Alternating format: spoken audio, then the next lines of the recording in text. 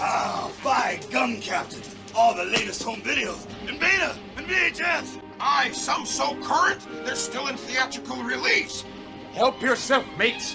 A chest full of video discs. No! What good are they? Can't record on them. They're not compatible with my system. Captain, this was locked. Stand back.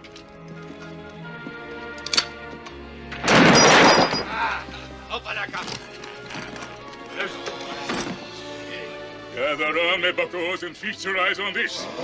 Make all the illegal copies you want. Put it on. Aye, aye, Captain. Oh, I'm so scared.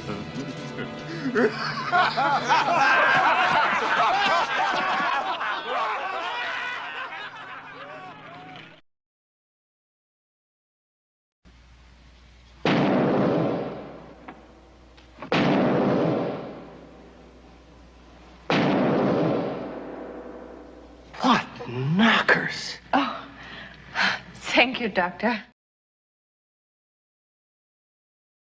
Hi, it's John Romita Jr. at San Diego Comic-Con. Fantastic Comics in Berkeley, the best shop in the world, hands down.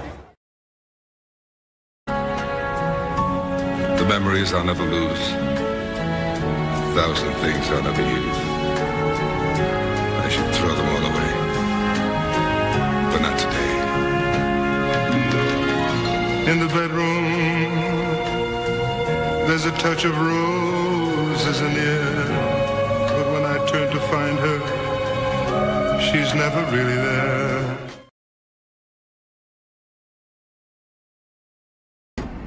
Look, this is just an informal chat. We were wondering what you were working on in your lab. Well, I've invented a pill that gives worms to ex-girlfriends. Right, and what's positive about that? Well, it's a pill that gives worms to ex-girlfriends. Well, could it also give worms to ex-boyfriends? This is a drug for the world to give worms to ex-girlfriends. Well, great. Thanks for stopping by. You just don't get it here.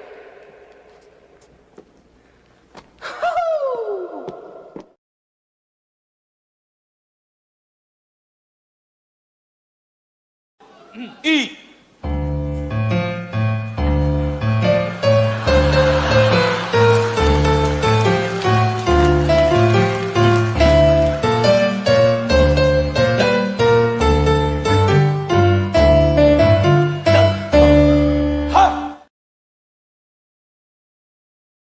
Dan, Klaus! I really identified with the girls in Ghost World. They made me feel like I wasn't so alone. Yeah, whatever. Do you know anyone who works at Batman? 'Cause I really want to draw Batman. I'm awesome at utility belts. Check these out. This is where the Batman keeps his money, in case he has to take the bus. What's your prediction for the fight, then? Prediction? Yes, prediction. Pain. What the hell is this? This is the bill that will convert the State Hospital for the Insane into the William J. Lepedimane Memorial Gambling Casino for the Insane. Gentlemen, this bill will be a giant step forward in the treatment of the insane gambler. Yes, bravo. Beautifully put down.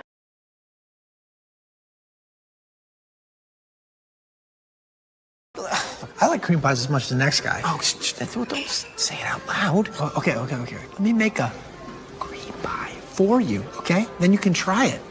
See what you think. I do not want to taste your cream pie. They taste great. I can guarantee it. You've tasted yours? Of course I have. Haven't you? No. I've tasted mine. I didn't like it. I've tasted mine, yeah. I liked mine. She just took credit for my salad. That's not right. No, it isn't. I mean, I'm the one that bought it. Yes, you did. Don't you think she should have said something? She could have. Oh, I know. Imagine her taking credit for your big salad. You know, you buy a big salad for somebody, it would be nice if they knew it. Obviously.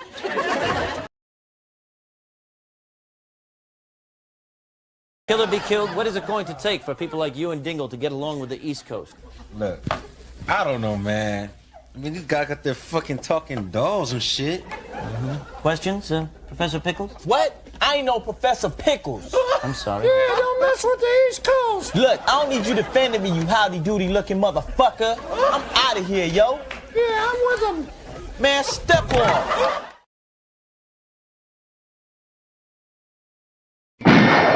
All right, come out or I'll blast you out.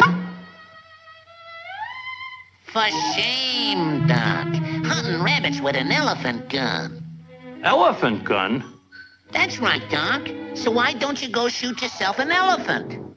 You do, and I'll give you such a pinch!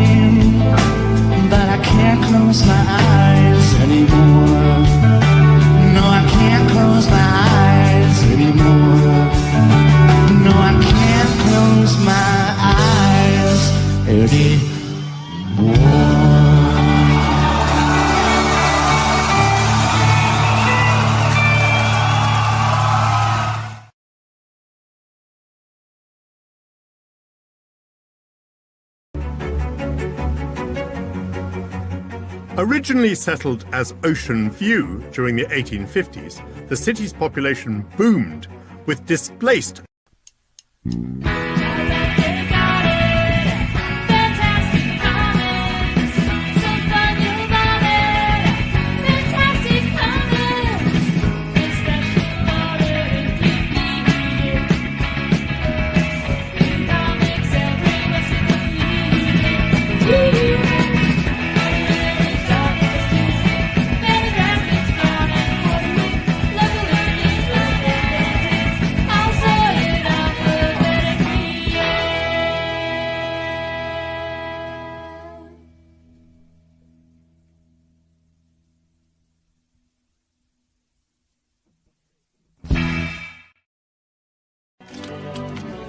But in my own way, I am king. Hail to the king, baby.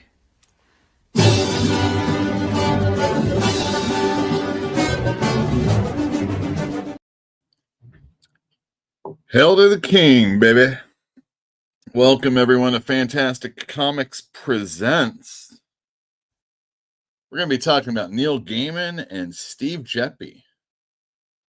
For those of you that don't know who they are, maybe you shouldn't be watching a show about comic books, because that's exactly what this is.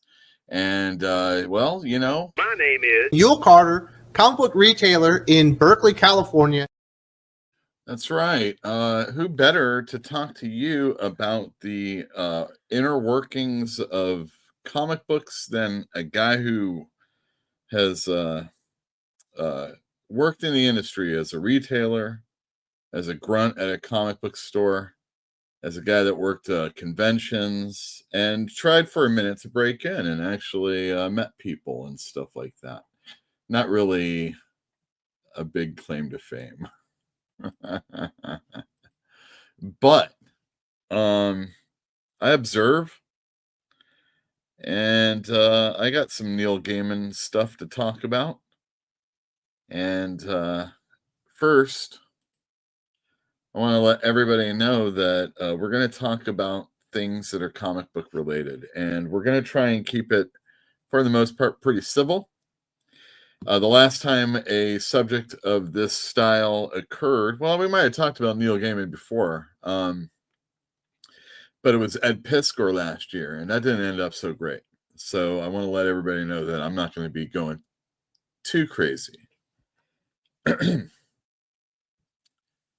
Nobody needs a fine-tooth comb being run through their lives, you know what I mean? But this stuff, oof, this feels like a little bit more than a fine-tooth comb. Like you could have used any brush. You're gonna pick some crabs up, you know what I mean?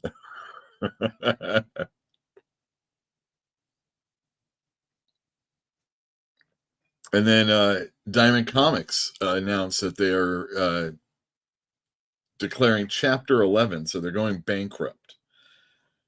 And I've got some thoughts on that, again, as a retailer. But I also, you know, am a fan of comic books, and we're going to talk about things that happen in the comic book store, conversations that occur in the comic book store, and, you know, just my thoughts on things. We're going to talk about comics that are coming out next week and some that came out last week. But let's get to our very, very, very, very first segment of the evening.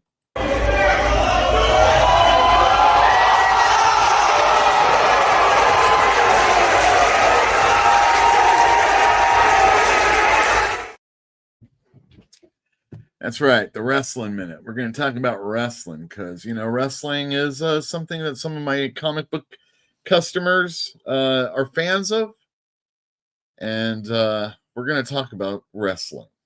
And in wrestling, I really only paid attention to Raw because I really don't care much about what's going on any of the other shows. I think I saw some SmackDown, but I can't remember. Really doesn't matter to me. Raw is where it's at because it's on Netflix and I can actually watch it live or a few minutes thereafter. And first up was CM Punk. And he wanted to let everybody know that, you know, the first responders and the firemen, fire persons and all that stuff were true heroes and someone to be admired. And it was a little strange that, you know, CM Punk, the still trying to be anti-corporate but in love with the corporation person, backing the people that are dealing with the fires in LA and all the surrounding area. And this was in San Jose where this took place. And there was a real big debut. And it got a real big pop with Penta coming out, Pentagon Jr. He fought Chad Gable, and he won. And a match that maybe took a little too long and showed off some of his sloppiness. And he also looked, you know, kind of not totally in shape either. And he was in the right area. The crowd was hot for him. We're going to talk about the crowd being hot because they were chanting CM Punk. They were going for this match. It seemed like he had some family members, and Chad Gable put him over good, but Chad Gable also looked pretty strong. Coming up next, we had so this was Dakota Kai and Lyra Valkyria, Irish Pride, and they were fighting to be the first women's Intercontinental Champion, and it looked like Dakota had a chance to do this. Oh, wait, is that the same picture I had? Yeah. But it was not to be because the Intercontinental Champion is Lyra Valkyria. Also, there were some segments that's set up Saturday night's main event, which is going to be, oh, wait, this is the wrong one. It's okay. I got the right one.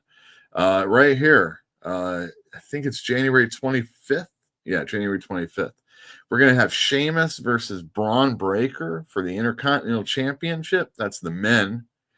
And the heavyweight championship, defended by Gunther, is going to be challenged by main event Jey Uso. Jey Uso got some crazy heat. I mean, people were all into him. When he comes out and he's blowing up. I mean, he has to go and then have a little bit of a promo, a conversation with Gunther, and he has to carry it, and he's just breathing so heavy.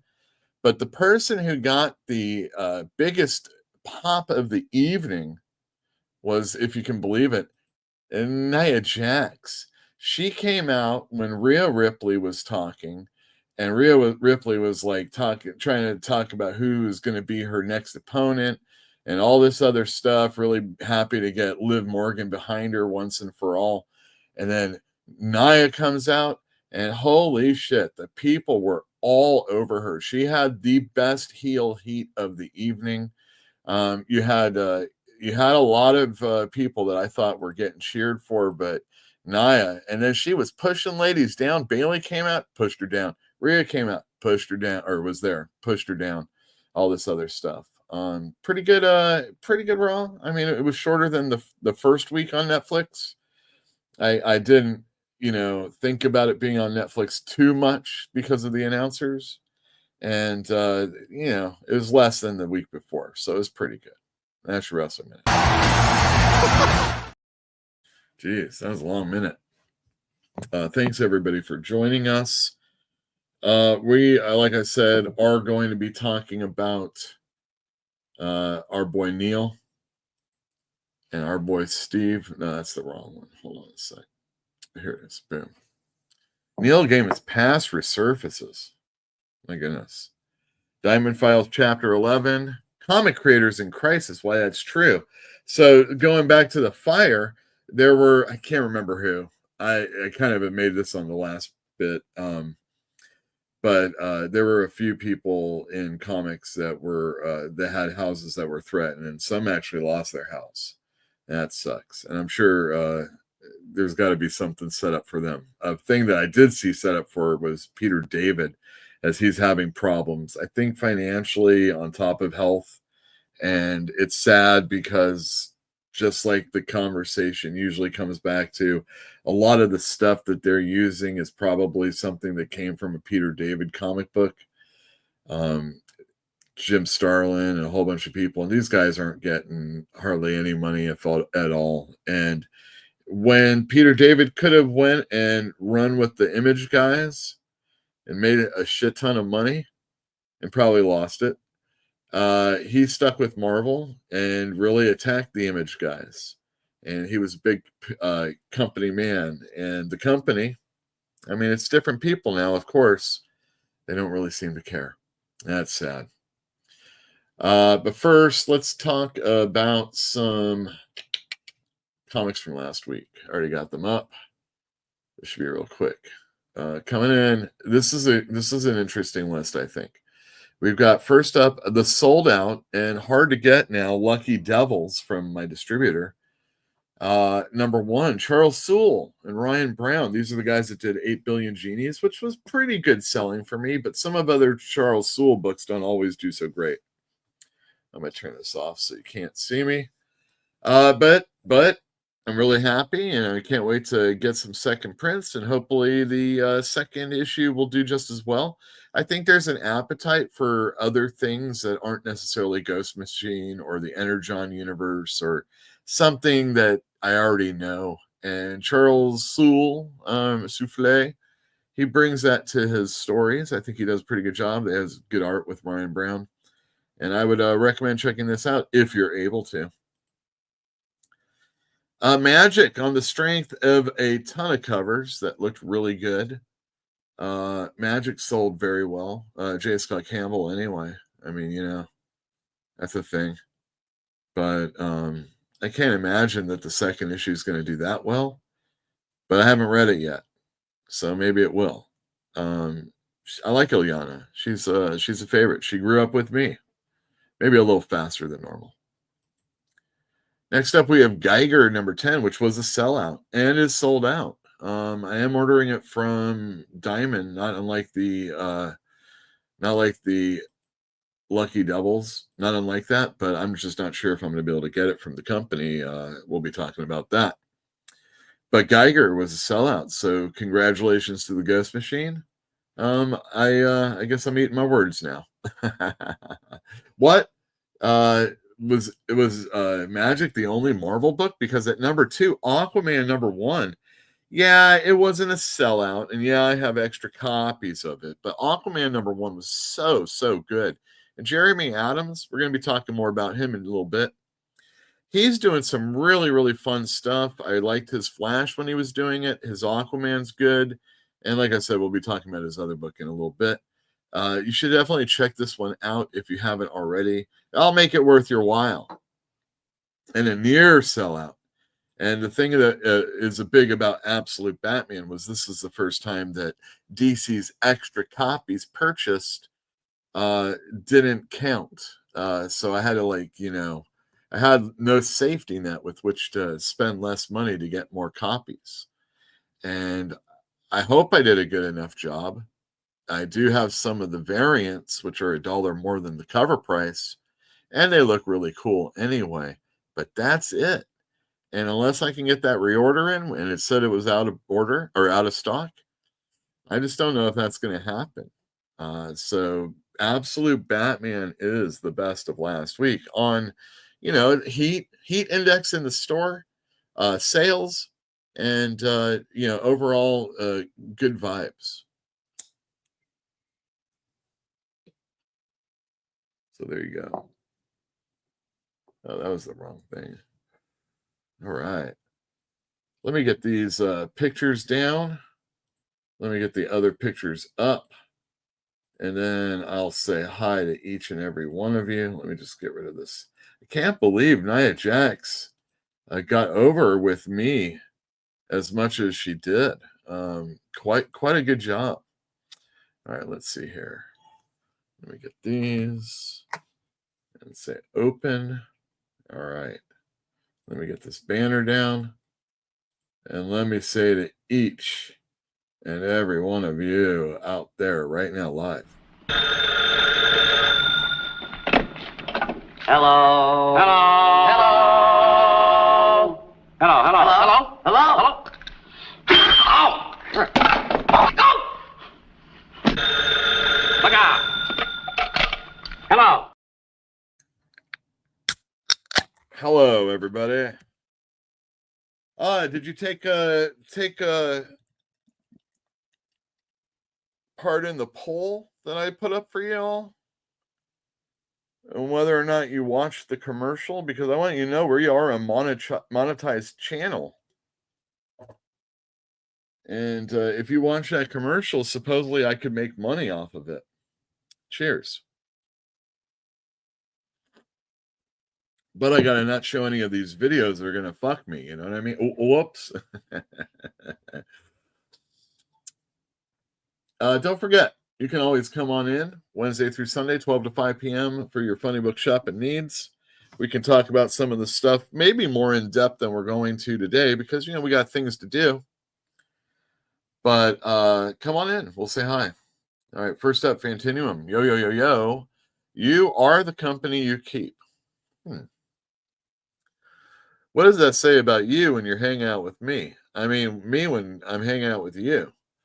We should have all got a hint this dude was a creeper when we found out about how weird his open marriage BS, about his weird open marriage BS. I was having a conversation today about things maybe of that nature. Maybe we'll get into it with when we get to the Neil Gaiman part. Yeah, Lane.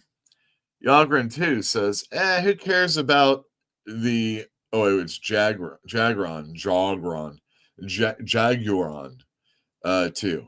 Hey, who cares about Weirdo Creator? We need to talk about Diamond Apocalypse hitting. I am wondering if you will be stressed or just drinking some champagne live on stream to celebrate.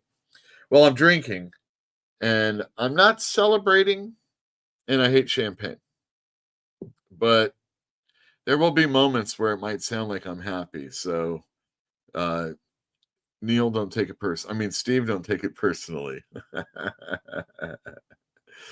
Illithidlore, do you think you can get Gaiman for a signing on the cheap now? That's one of the things I'll be talking about him. Dwayne Muth, hello, Yule and everyone in the chat. For Gaiman, what comes around goes around. And Diamond, RIP. Thumbs down. Representation or presentation? I think it's pretty good overall. Gunther is going to get yeeted on. Oh, Lord Gonzo. I think you're incorrect. Gunther is a great champion. If WWE is going to strike while the iron is hot, it would be right now. But I don't think that's the direction they're going. So we'll see, is what I'm saying. I mean, it would be pretty interesting, but overall, I think Jay would be more of a transitional champ or just a hot potato kind of situation like we saw with the Intercontinental belt. All right. How do I say that? Erlight. I'm losing my patience with Absolute Batman, to be honest. Well, I gotta say, Erlight, I don't read it. I read the first issue. I thought it was kind of fun. Most people know I'm not a big Batman fan. I've got a lot of Batman right back there. Batman, you know what I mean? So I've read a lot in my lifetime, and I probably will read more, including Hush when it comes out. Hush 2. But this, I don't really care about alternate universes that much. What? What's up with it? Really enjoyed Aquaman, though. Excellent. Let's see here. I didn't even see a commercial. Do you have block? And lastly, I am just looking forward to Fractured Spectrum tomorrow. Oh, my friend, let me tell you. All right, let's talk about our boy Neil, right? That's why I played that Ween song. I thought it kind of fit. Let's see, I need to get 2 and 3 in here. Hold on a sec. 2 and 3. Any others? 11, 12, 13, 16. There's not that many comics that came out this week, but there's some.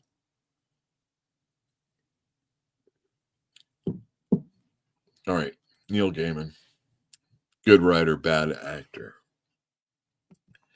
So there is a link in the comments down below, and you can read the article. It's like a Vulture article or something. I don't know what the fuck it is. It's behind a pay window, so I'm giving it to you for free. I know that's not cool, and neither is anything in it. Let me tell you.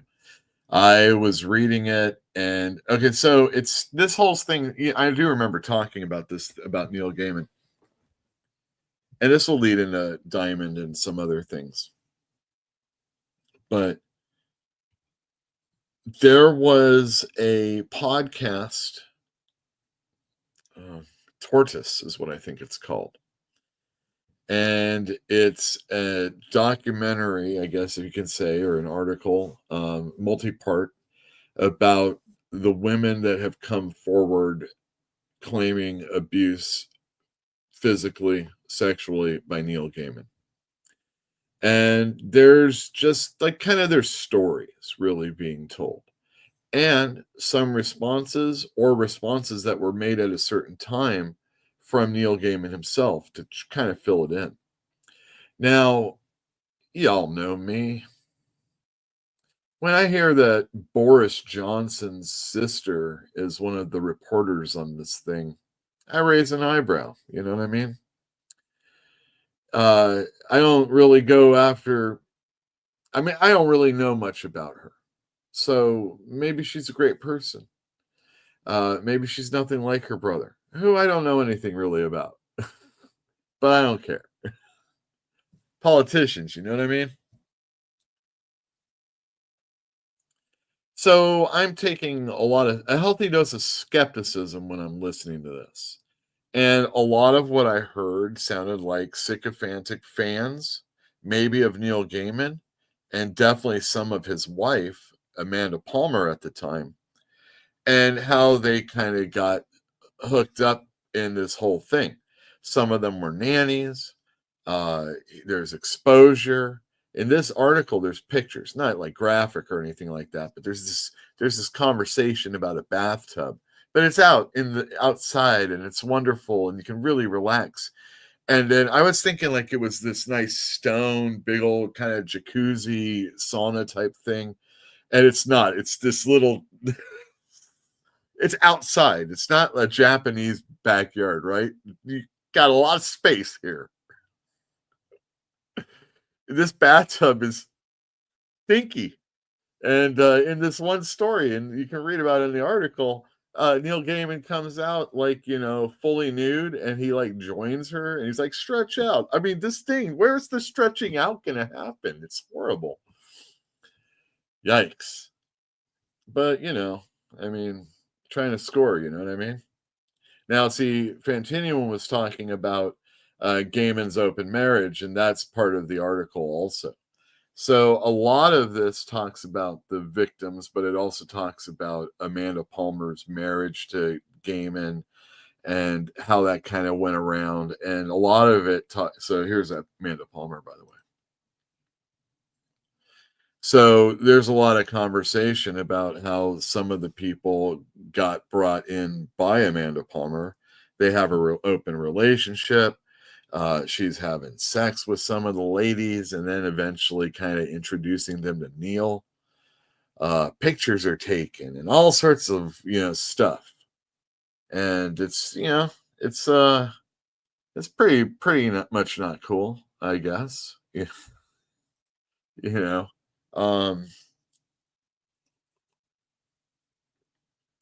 I used to really, really like Neil Gaiman. I mean, he was no Grant Morrison, but he was kind of the guy that made it okay to like comic books because, women wouldn't totally hate you. They like Neil Gaiman. My goodness gracious, this guy. There's a lot of people that are upset about this. And they're like, oh, my hero, this person that I read. I wanted kept reading books all this time if it wasn't for Neil Gaiman. People said, yuck, yuck. I can't believe it. I used to go, and this was out Golden Apple, talking about him having signings. And I went a few times to have him sign things for me. I loved when I got the Seasons of Mist right here. DC didn't do all the collections all the time. It was kind of this one, when this came out, you knew they were going to go the whole way with the Sandman collections. But a lot of times, they just kind of put things out. I got him and Kelly Jones to sign this book. Looks like Kelly Jones screwed up a bit. Neil did okay. Printing. Can't screw up on an L or an I if you do it that way. Dream On. Dream On. It's an okay song, I guess. I love this book. Seasons of Mist. Kelly Jones doing some great art. He later on goes and does a ton of Batman. Crimson Dawn Batman or whatever that's called. Love this stuff. Love it. When Good Omens came out and he signed at Golden Apple, took my Good Omens book over there to get it signed. I had 2 of them actually, and I had them signed. I don't have any of those anymore. But I do have 2 Good Omens that aren't signed to me anymore, and one of them by Terry Pratchett. So it's a bonus. I really like Neil Gaiman a lot. I feel, though, when his novels came out, his short stories, overall, I think it's pretty pedestrian. Nothing really new. I'll read Clive Barker if I'm going to read something like that. You know, it's been done. And whatever he brought to comic books that I thought was innovative, I don't think he brought to the world of literature. But he did bring fans. And that guy never signed at a comic store ever again.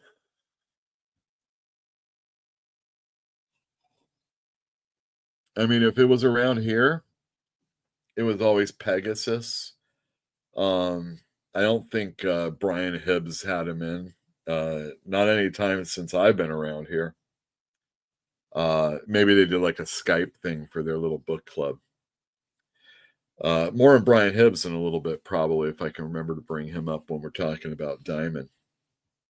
I don't know. I feel this is not an uncommon theme these days. You know, they had comic creators that signed a petition a few years ago when more and more people were getting outed as creeps, and there were statements made.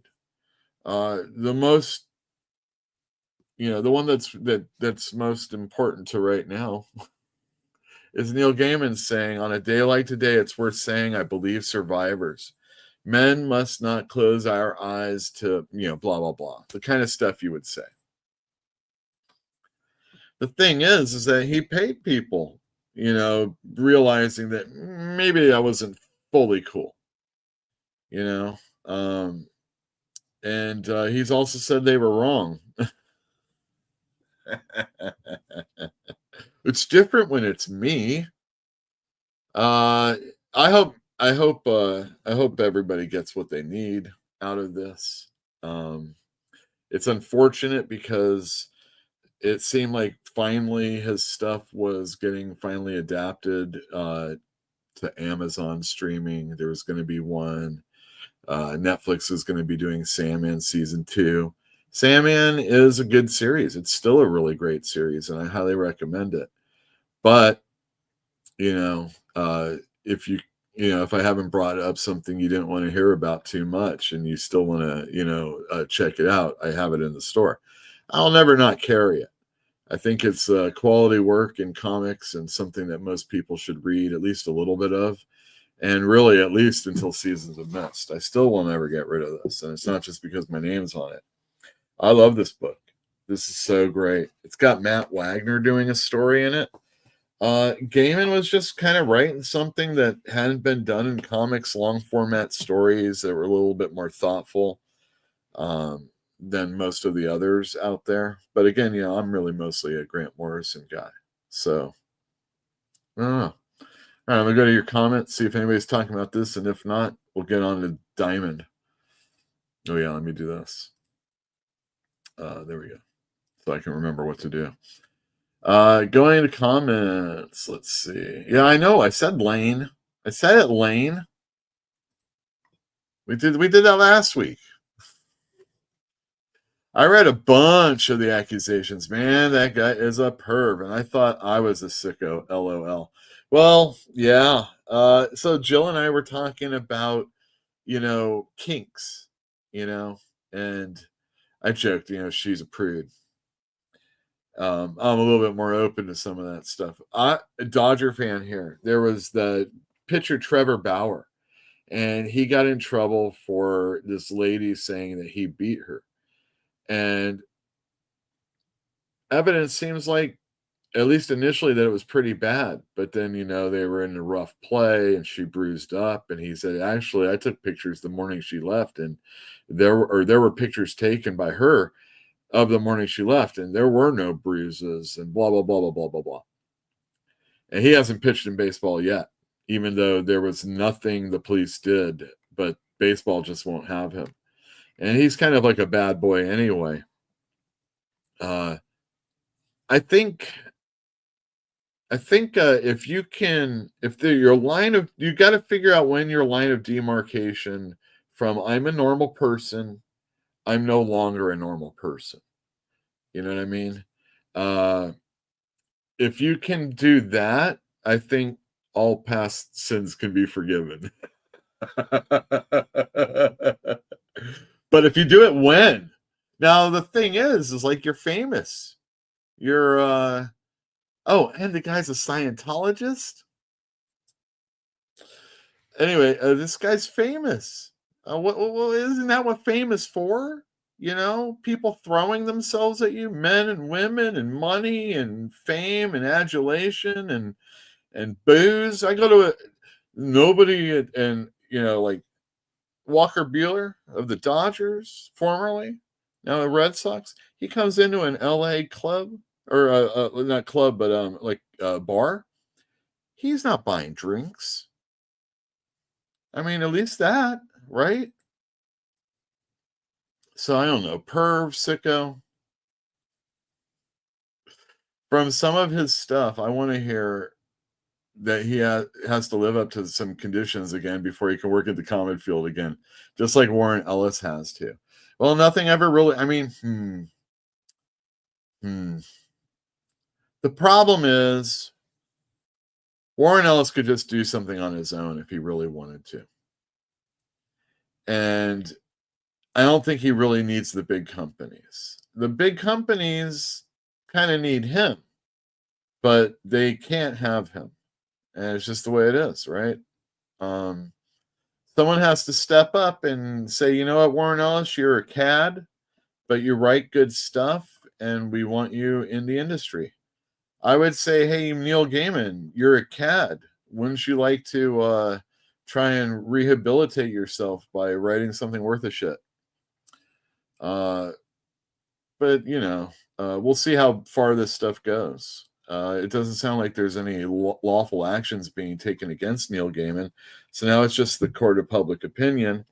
And I'm sure there's going to be people that were supportive of him and probably knew about stuff, because we always find out after these things, oh, yeah, it's a real big secret. Okay, I'm going to let you guys know right now, this is not a big secret. If you were in a photograph with Dave Sim and it was in the back of a Cerebus magazine, you're a fucking freak. Okay? You're a fucking freak. Guess who is in a photograph in the back of a Cerebus comic with Dave Sim? Back at a convention on a couch with other comic book people.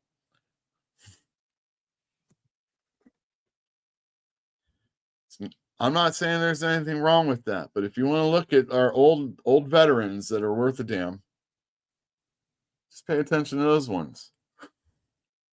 I wonder where Warren Ellis was. I was across the pond. I was writing dirty letters to these chicks. I saw the way it was when Warren Ellis came to a signing. Everybody was, I mean, there was like groupies of his that were in the store. I'm like, who are these fucking people? And they're like, oh, can we get you something? You know, oh, I need a pack of cigarettes and a Red Bull or something like that. They're off to get them. Man, woman, it doesn't matter. They were there. I don't know. I mean, who's going to set up these conditions for these people? Write a comic, get it out on time, and make sure it's good. Those are the only conditions an artist or a writer should need to do. Don't you think? But I mean, some things are unforgivable. We're never going to see Gerard Jones again. He wrote anything that was probably okay in superheroes in the 90s for DC. But it isn't collecting the amalgam crossover with the Marvel DC Omnibus, because we can't be giving that guy any money or any attention. And I mean, that makes sense. You don't want to. But come on, man. We got all sorts of people that do bad behavior stuff, and sometimes it's okay and sometimes it's not. And for the longest time, things were okay, and now it's not. And it's like maybe you gotta just realize people. I mean, so I say this to Jill. I'm like, you can't trust guys, and she's like looking at me. She's like, and then does this include you? I mean, then my line of demarcation. Now I'm famous, everybody. um, for all the unsavory stuff supposedly Ellis has done at cons, etc., I'm okay. I'm just kind of okay with Neil. Well, I don't think really Ellis is. I think there might have been some quid pro quo offered, but it doesn't sound like there really was. Maybe it was desired, and it was suggested that it might happen. But seriously, he doesn't control editors. I mean, this isn't Hickman bringing everybody in, right? Fantinium Mule, when I become famous, just make me a promise that you and the guys at the store don't heat to me. Boy, oh boy, do we have some things to say. And also the picture of Neil and Amanda is the epitome of a happy couple. LOL. I know, I love that picture. That's like the farmers, right? Going back to the comments, let's see. Polyamory. Yeah, well, it is weird. I mean, but then there's Mormon wives on TV, and then there's My Seven Husbands or whatever the fuck, and all that stuff. And that's not even, I mean, Mormon wives? Seriously? I mean, it's polyamory. It's so very Mormon. It's so very Utah. You guys. I just randomly join and see Bob, Hate, and Flaming Carrot. We go where Eagles dare. I like that name. Let's see. Oh, yeah. Excellent. Oh, and Bob. Yeah, sure. Excellent. That's just one part to my spinner rack, of course. Let me get that off. He says these words. Let's see. Oh, Miracle Man Flatline. Thanks, Neil. It did really well for me. It would have done better if it had come out quicker and more before the pandemic. I would have sold a whole lot more, but I don't know. I was never really a big fan of his stuff when it came to Miracle Man. It was Sandman. It was that Riddler story. Am I forgetting something? I thought his Hellblazers blue. His 1602 from Marvel wasn't good. Yeah, what else? His Eternals from Marvel wasn't good.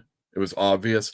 Oh, and just to let you know, he doesn't really sign at the stores that much, but he came by my boss's store, Comic Relief. We were a big deal at one time.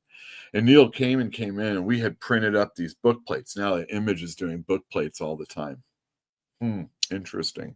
So that, Ed Brubaker can sign it but not have to leave his freaking house. Send it on into the company. Put it in the books. Or it comes later on.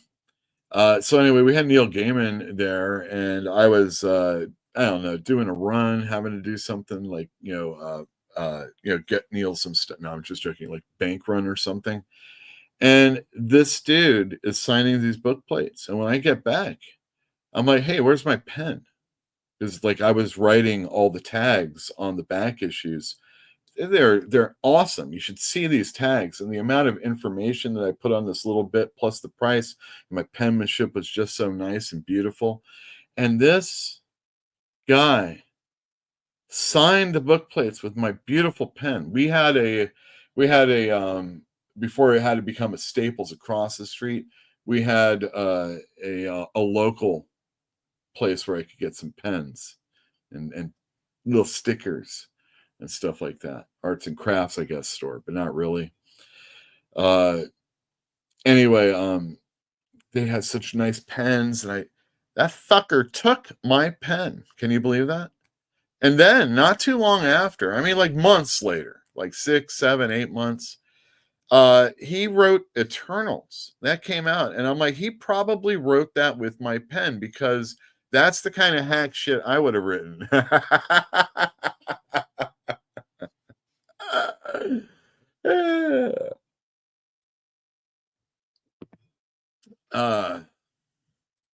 Continuum says, oh, well, you guys are talking to each other. That's good. 1602 was okay. Eternals, a yawn. Amen. And then Lane, oh yeah, did you still have any of the variant cover for the Rogue Savage Land, Scott? I think that's just the main cover, dude. If there's a variant of that, it's probably one of those. Oh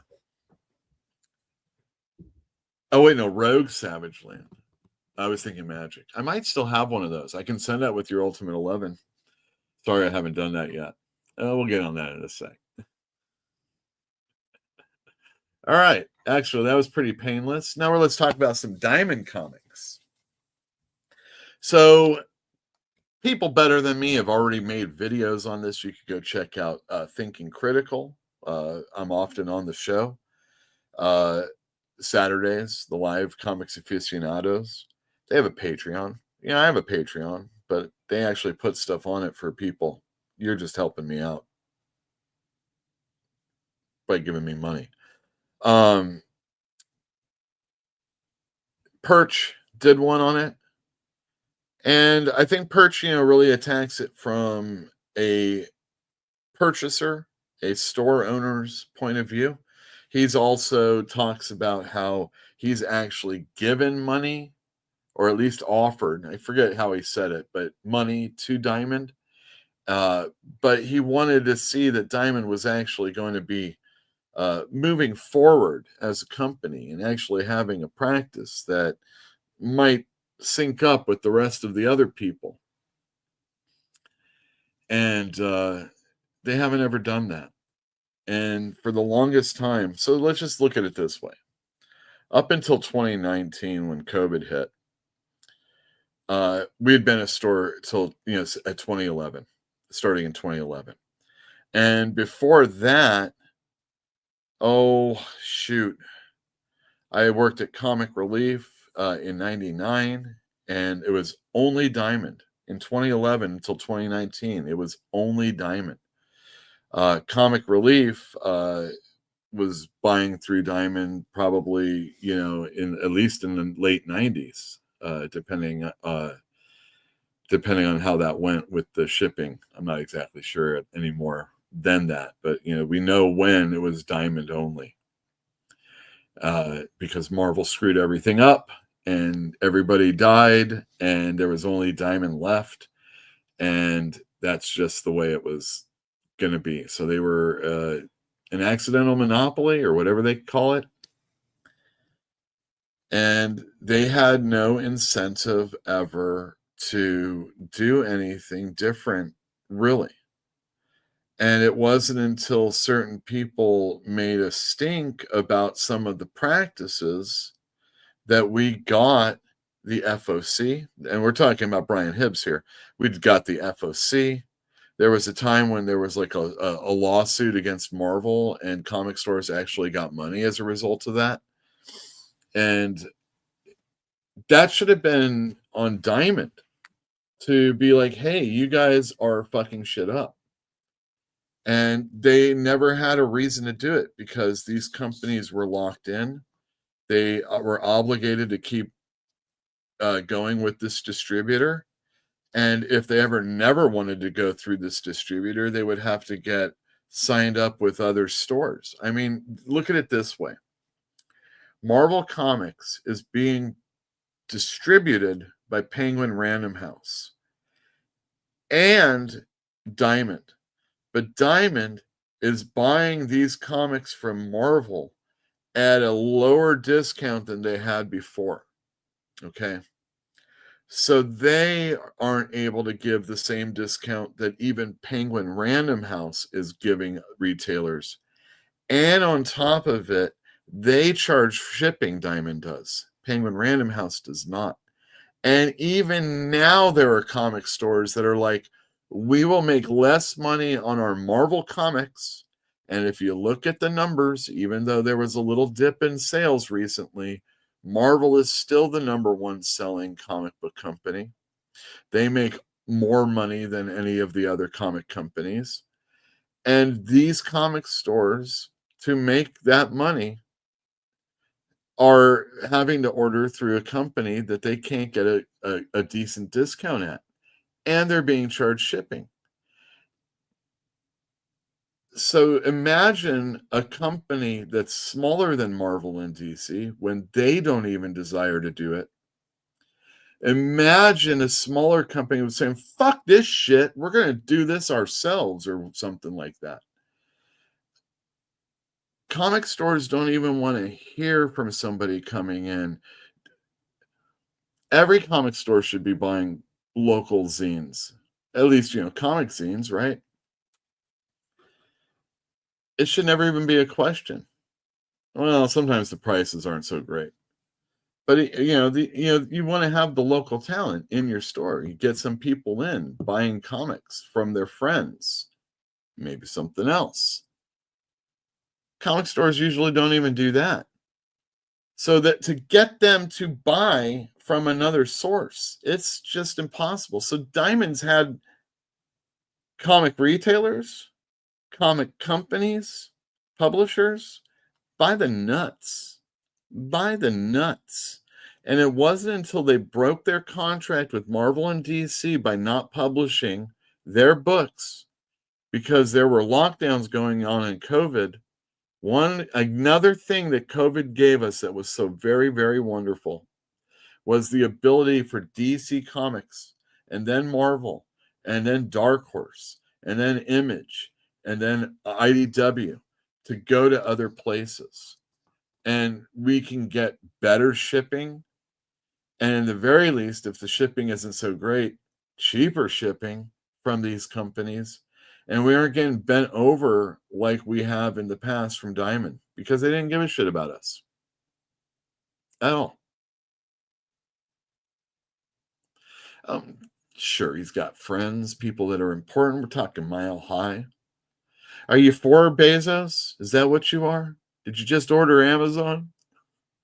You got that comic too, but it's $25 more expensive. I know, it's fucking expensive. And when you can't get it anywhere else, what do you think Amazon's going to charge you? I've seen it happen. The minute there wasn't a Borders, Game of Thrones was way more expensive. Cover price. So you know what I did? I carried that in my store. Boy, that was a boon for a while. Let me tell you.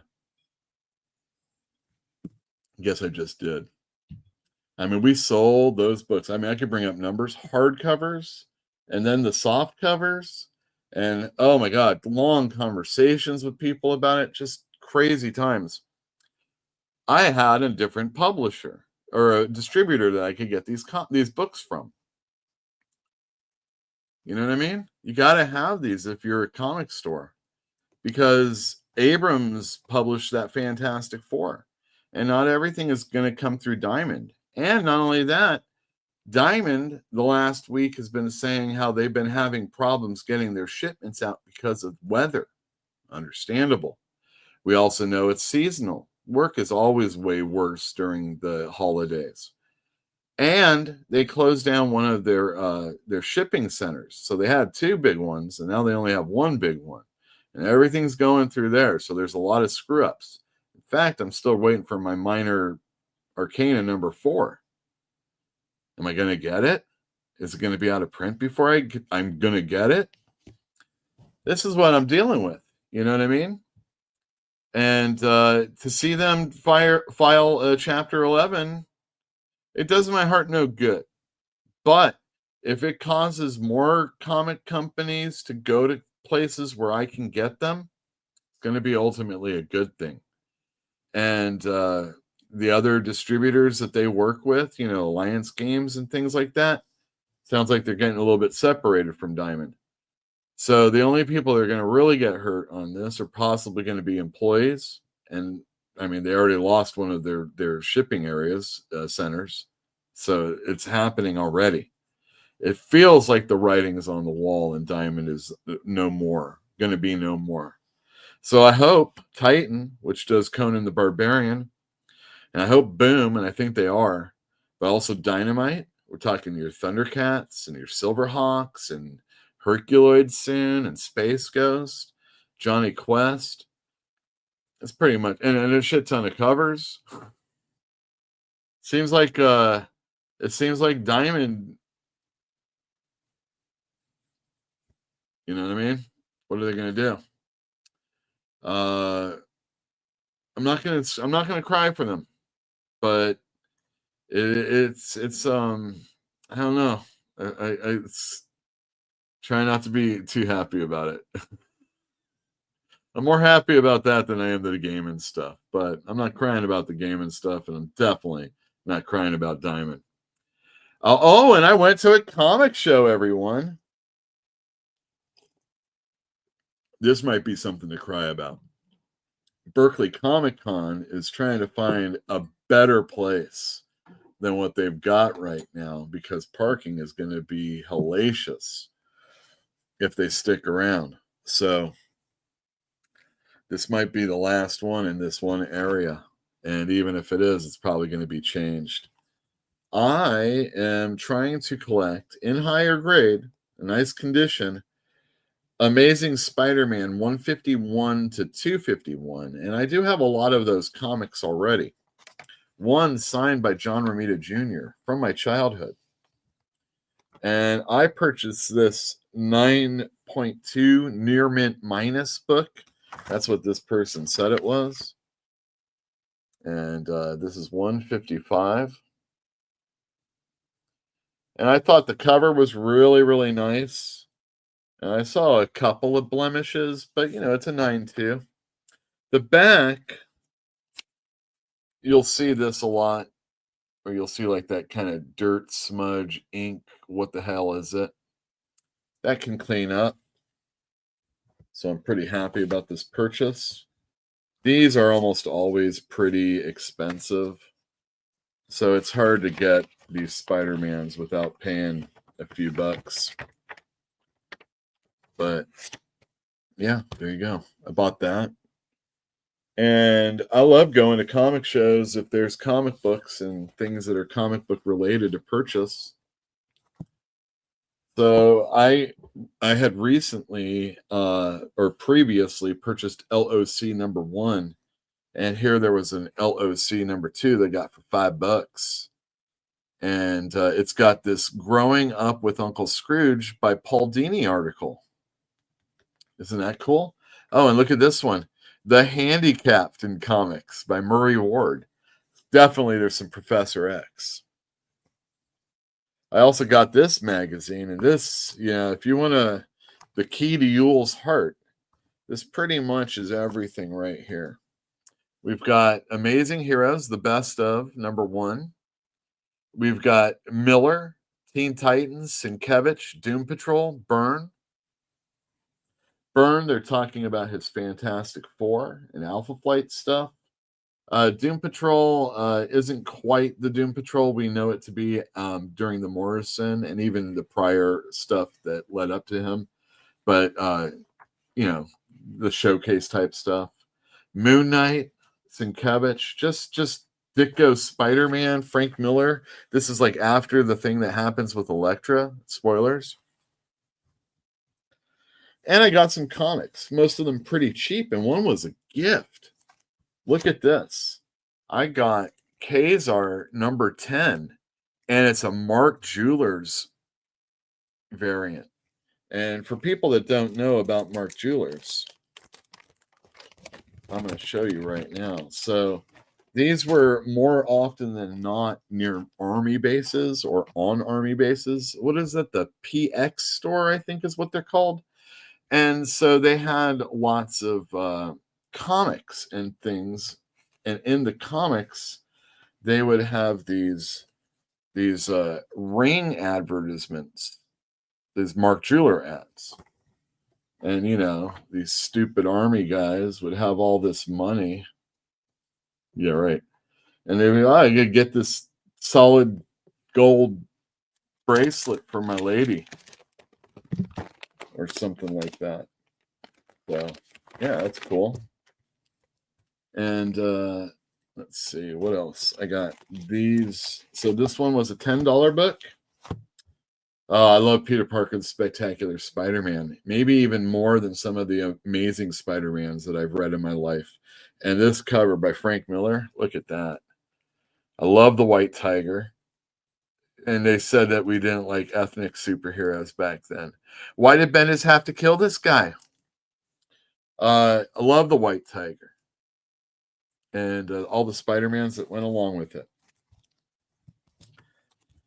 We've got Marvel 2-in-1, number 98. I've already read this, so I'm going to be selling this at the store.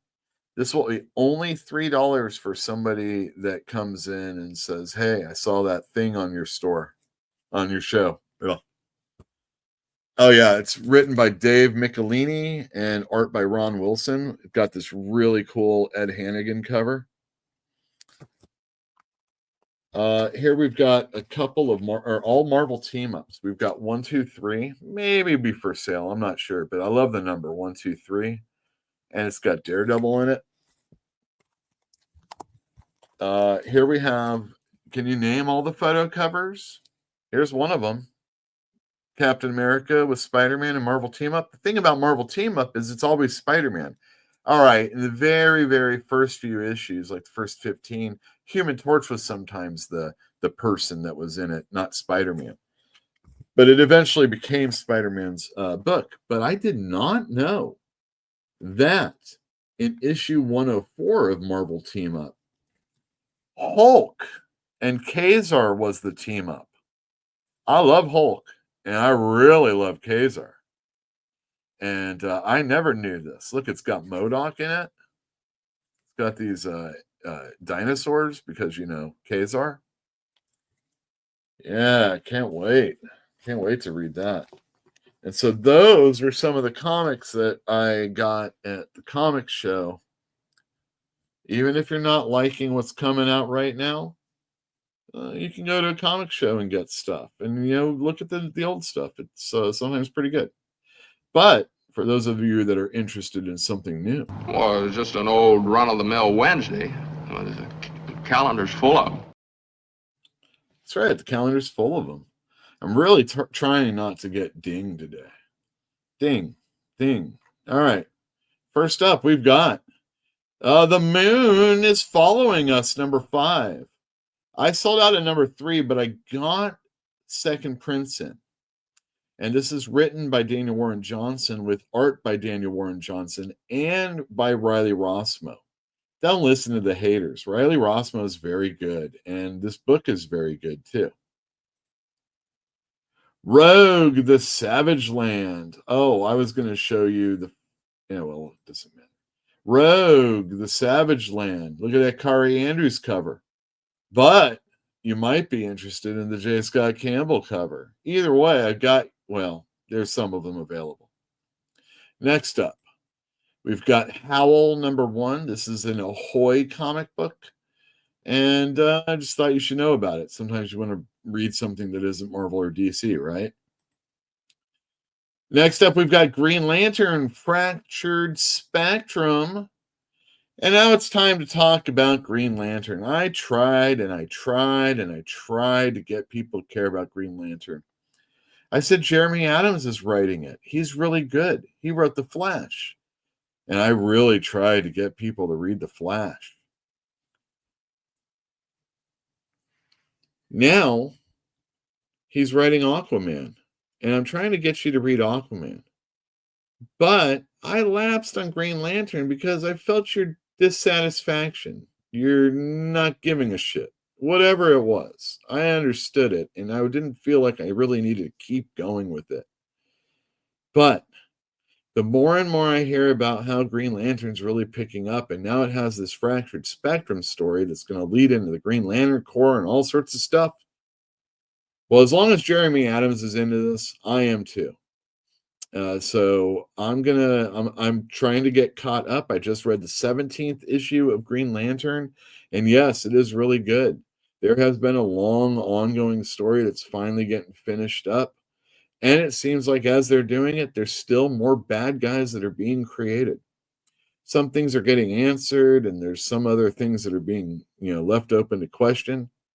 So there's a lot of really good things to read about Green Lantern. It's DC in space. You don't have to worry about crazy tie-ins with anything other than Green Lantern stuff. And it's still important to the DC universe. So I think you should maybe check this out if you're, I don't need to read another Batman book, or I don't really need to read another Superman book, but you still want something that's, powerful and pretty cool and has a bunch of different characters. There's definitely something you can hang your hat on for everybody. So Green Lantern Fractured Spectrum, let's sell this one out, folks. Next up, we have Storm number 4. Storm is doing well for me, but I'm not reading any of it. Oh, Dr. Doom's in this one, huh? Well, at least on the cover. Dr. Doom had a real cool story, a 3-issue story in X-Men. What was it, like 145, 6, and 7, I think, where Storm gets encased in like this metal, and she's claustrophobic. So there's crazy storms that are happening around Latveria. Yeah, really cool stuff. So hey, maybe more fun more shenanigans afoot. G.I. Joe number 3. This is another one of those books I need to get caught up on. I just finished the first issue. Oh my God, gung ho. Oh no, I mean Roadblock. Whatever. It doesn't really matter. One of those big beefy guys that carries guns. What happened to him at the end of the first issue? He got shot up like crazy by lasers. And of course, everybody's waiting for the Baroness to turn traitor. Hulk number 21. Another book I needed to get caught up on. I'm only 2 issues behind now, so I'm feeling pretty strong. We got Danny Earle's Irish Pride on the interior art, and yeah, cool stuff. I like the Hulk right now. It's doing really good. Batman and Robin Year 1 number 4. This is a Mark Waid and Chris Zamney joint. And even if you can't stand Mark Waid, you gotta love Chris Samney because he just does really cool, youthful characters.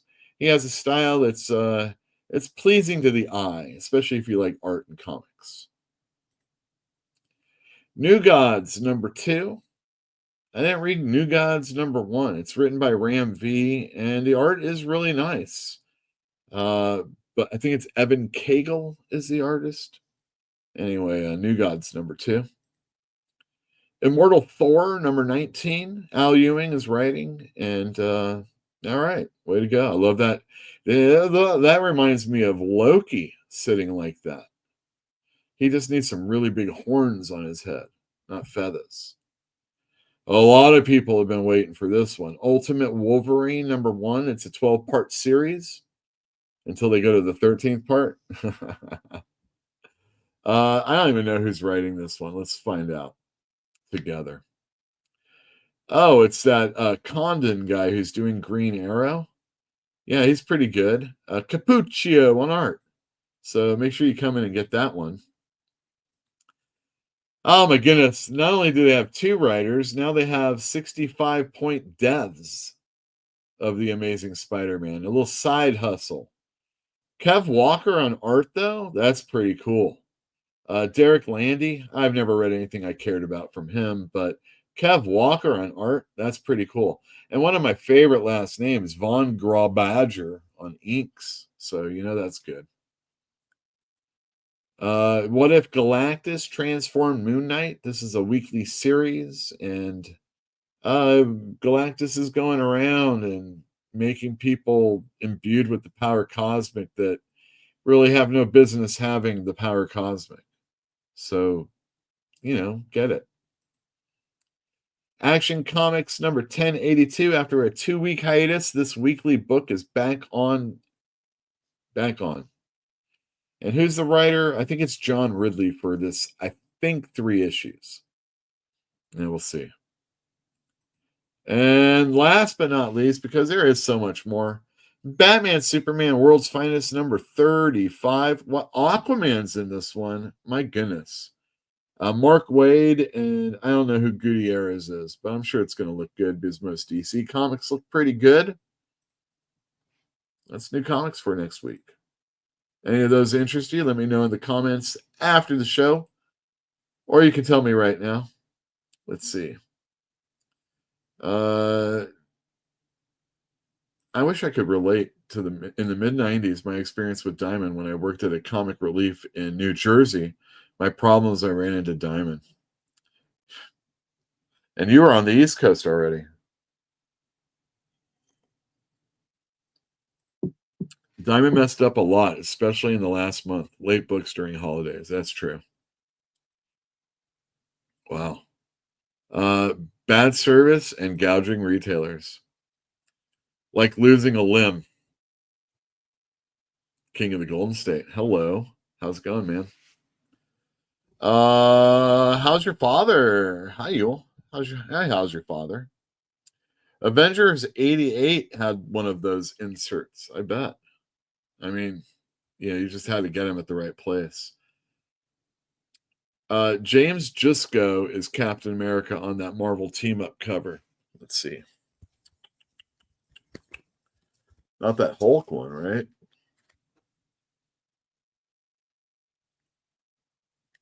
Not this one. That's Ed. I don't know. That one? Oh, maybe this one? Really? No. That's Jusko, really? I'll have to look. I love me some MODOK. It could be yours after I read it. And you like, I know you like Savage Land Rogue. Everybody does. That was one of the reasons why recently in Uncanny X-Men, Rogue talked some smack to Magneto or about Magneto, saying something like to Cyclops. Yeah, well, at least I don't have Magneto on my fucking team. And wasn't she like fucking Magneto on Savage Island?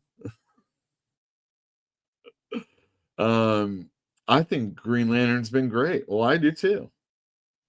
Can I say I hated the last issue of Really? I didn't hate it.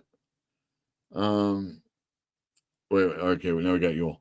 I am falling into another event, Yule. I am getting One World Under Doom and Red Hulk new series. Well, I'd get One World Under Doom, get any of the other ones you actually like, Red Hulk, and I would recommend Weapon X-Men because, you know, Joe Casey. It's Chris Condon. Yeah, that's right. Also, I was really surprised how much I love New Gods #1. Excellent. I am very much ready to see where Ram V goes with the story. I am the opposite end of the spectrum from Wes. Think critical, everybody. I have liked all my Ram V series. I've heard that the detective actually picks up, like it pays off. It's Batman, you know what I mean? Galactus Dollar Store Heralds, Dwayne Muth. Yeah, that's right. What if nobody you should ever want is a Herald of Galactus? Do I have anything more? Oh, I should do this. Okay, hold on a second, everybody.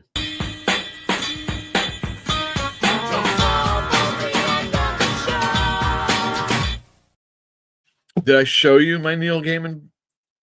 I love Seasons of Mist. I'll never not love Seasons of Mist. It's got this really cool scene where, so the thing of this is that this is the key to hell right here. And Satan's kind of like, I don't really want to be Satan anymore. Well, I mean, I'm Lucifer, right? So he goes around and he talks about everything, and he's like, I just don't want to do this anymore. So he gives the Sandman the key to hell, and then he has the Sandman, he gives the guy his knife, and then he cuts his wings off right here. You see him cutting his wings off. All Kelly Jones artwork here. Just really spooky. Oh yeah, this part right here, where Lucifer's kissing this half-faced demon.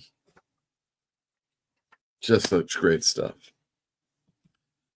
And then there's all the gods that come to petition Morpheus for the key to hell. And they have their reasoning for it. And there's this Japanese god who's been reincarnated into this box. And so his servant pulls like a piece, like a fortune. Maybe it's Chinese, whatever. Pulls it out, and it tells, this is what I'm saying. Odin, Thor, Loki show up, all sorts of other gods. And it's just really, really well written, illustrated beautifully. It's got all these other people. And there are stories from before that pay off later on in this book. And it's just so good. If you're enjoying what you're seeing, you might want to think about subscribing to the channel. You can actually pay money to be a member, and there are some videos that I put up that only you can see. Also, we have a Patreon. I'm trying to find this banner right here. It's right here. And give us a thumbs up. Yeah, Patreon, because, you want to make sure that I see that you you don't want to buy comics anymore, but you feel like a guy that's running a comic store and he's just trying to make a go of it, really deserves something. Or there's this guy that doesn't have a whole lot of people viewing at one time or overall, but puts out more content or maybe better content in the short amount of stuff that we get from him than any other person. This guy deserves a nickel. And I want to make sure, he sees it. So that's what Patreon's for, because you don't want to be like this guy. My last name is Costanza. That's Italian. So you and I are kind of like countrymen. Huh? Paisanos! $6.50 your change. Ah, yes. And I always take care of my paisanos. So here's a little something. Antonio! Si! Vieni qua! Questa miserabile patron... Poor George. What a pathetic loser. What a pathetic loser. And you don't want to be a pathetic loser. So think about dropping in a dime. It's helped us out a lot. Wow, I cannot wait for 2025. I personally think we got a chance. We're going to have a big sale going on in towards the end of March. It'll be on my birthday, actually, a Sunday. I'm really looking forward to it. We're going to have stuff in the store that we've never had before. Entire runs, big collections. I'm trying to blow them out, and it'll be a time for you to catch up if you are interested in stuff that might never really be collected. And when it does, it's going to be really expensive. So yeah, it's nothing like, keys or anything like that. The specialty is the in-between keys and all that other stuff that's just really, really great. The stuff that I Love Comics is often talking about. That in-between stuff that, everybody wants Spider-Man 300. Everybody wants Amazing Spider-Man. But do you want Web? That type of stuff. Do you want Flash? Do you want Green Lantern? I mean, seriously, Green Lantern. Got it. Justice League. It's a lot of DC, a lot of Marvel, really, really fun stuff. So I'm looking forward to the future of fantastic comics. Those skeletons in these closets, everybody's gone. All the bodies have been buried. And there you go. All right, go in the comments one last time. Dwayne says, Seasons of Mist and Odin with JSA trapped in a Ragnarok snow globe. LOL. George trying to make a good impression. That's right. That's all he was really trying to do. He wanted to be noticed. And, I think they didn't see me tipping, and he's kind of giving me the cross eye. And then lastly, George will go home to his folks' house and turn into Bourbon Street. LOL. That's right. Thanks everybody for joining us. I think we're getting out pretty early. I'll see you next week. Guaranteed next week. See you later.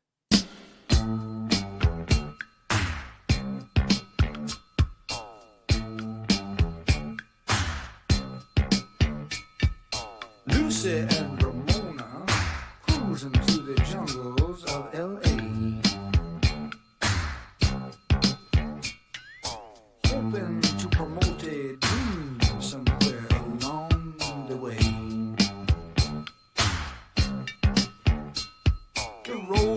the streets, looking for a disco, passing up the treats from a kid named Cisco, trying to make connections with their blemish-free complexions, and just as fate would have it, ended up with Sunset Sam.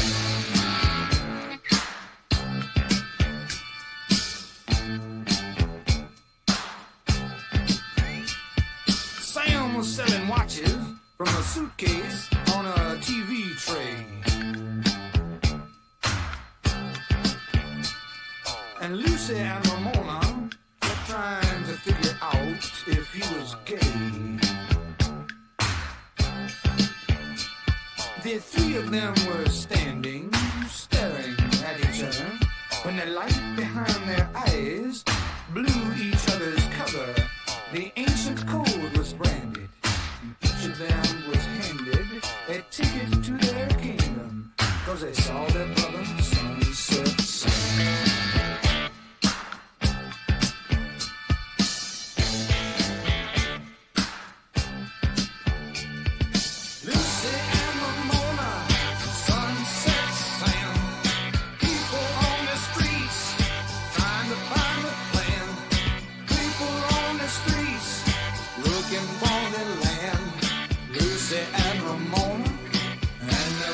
Sunset Sam.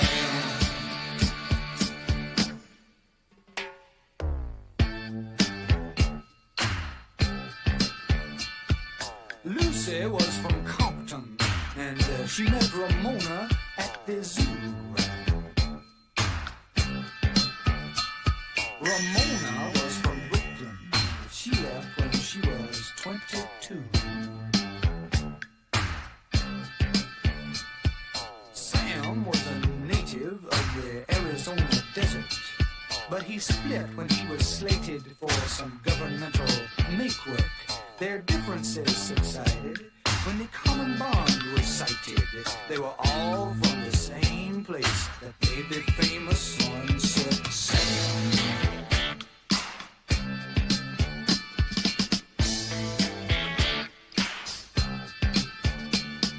Lucy and Ramona and Sunset Sam.